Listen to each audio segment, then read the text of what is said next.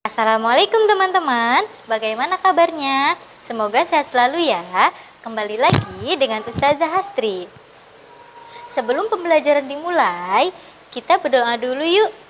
Sikap berdoa, tangannya diangkat, kepalanya ditundukkan. Bismillahirrohmanirrohim. Rabbi zidni ilman warzuqni fahman. Sebelum pembelajaran dimulai, Ustazah akan sampaikan kesepakatan pembelajaran. Yang pertama, menonton video pembelajaran hingga tuntas. Yang kedua, pastikan duduk tegak ketika menonton video. Yang ketiga, memahami isi video. Dan yang terakhir, mengerjakan proyek setelah Google Meet bersama guru. Tema kita hari ini adalah hidup rukun, dengan subtema tentang hidup rukun di masyarakat.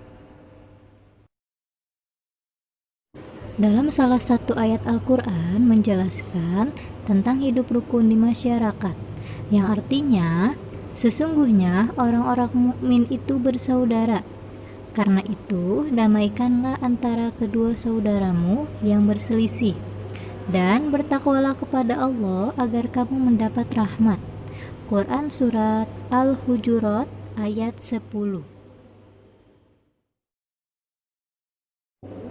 Apa ya yang dimaksud dengan hidup rukun?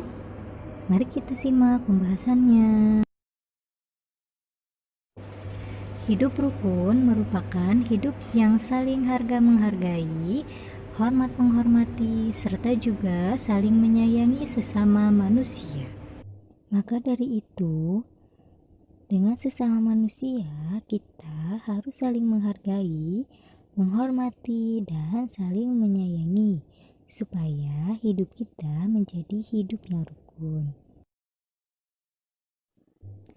Kondisi dari kehidupan yang rukun akan menimbulkan rasa bahu-membahu, saling tolong-menolong, dan menjauhi perselisihan. Hidup rukun dapat diterapkan di lingkungan, salah satunya yaitu di lingkungan masyarakat. Masyarakat adalah sekelompok orang yang saling ketergantungan satu sama lain. Apakah kita termasuk ke dalam masyarakat? Iya, kita termasuk ke dalam masyarakat. Karena kita masih ketergantungan kepada orang lain. Jika kita butuh bantuan, kita pasti membutuhkan bantuan orang lain. Ada beberapa contoh hidup rukun di masyarakat. Yang pertama, yaitu bekerja bakti atau gotong royong.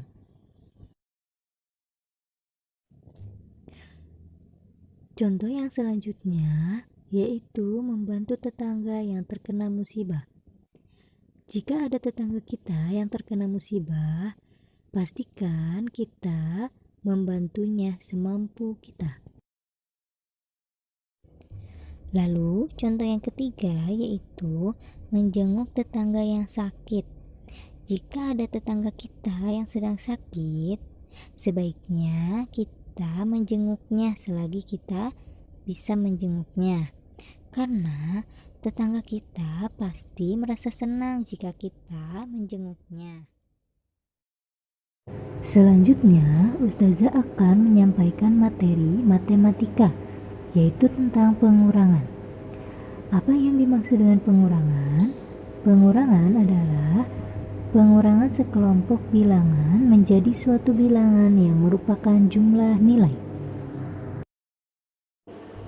Pengurangan ditulis dengan tanda minus di antara dua bilangan.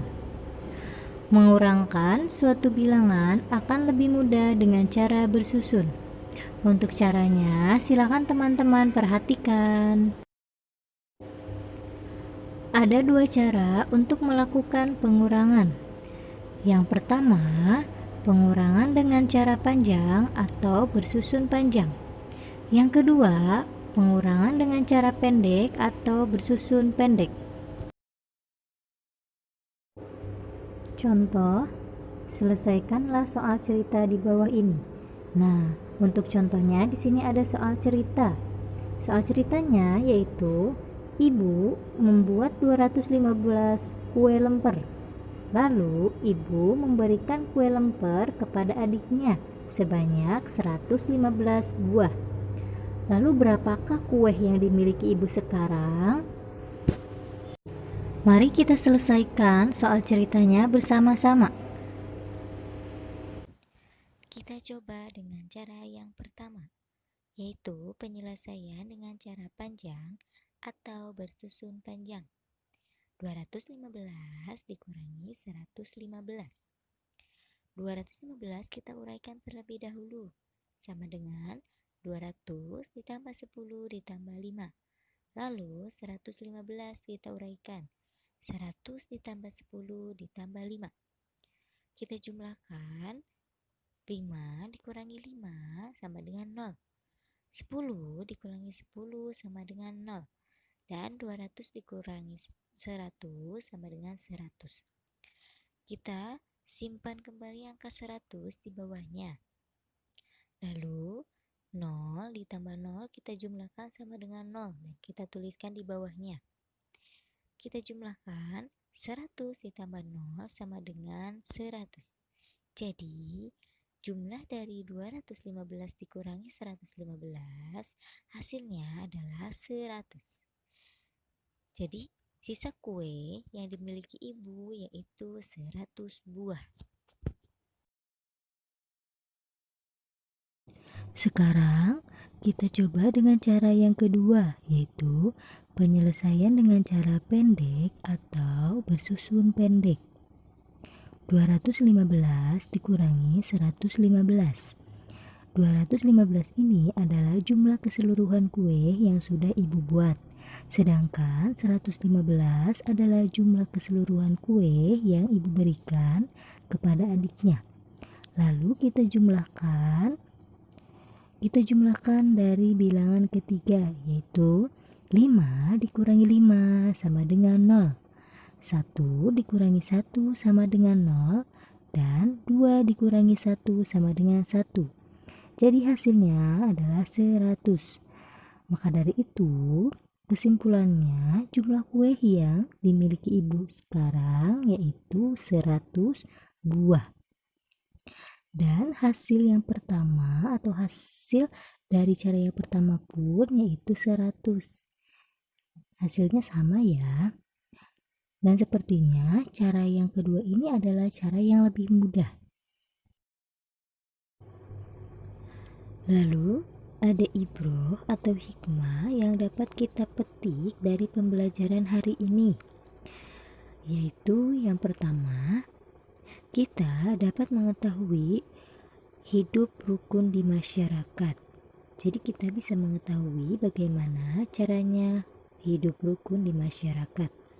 Lalu yang kedua, mengetahui cara menghitung pengurangan dengan dua cara, yaitu cara panjang atau bersusun panjang dan cara pendek atau bersusun pendek. Alhamdulillah, pembelajaran hari ini sudah tuntas. Pastikan teman-teman mempelajarinya kembali ya di rumah. Kita tutup pembelajaran hari ini dengan membaca hamdalah. Sikap berdoa, tangannya diangkat, kepalanya ditundukkan. Alhamdulillahirabbil alamin. Terima kasih. Wassalamualaikum warahmatullahi wabarakatuh.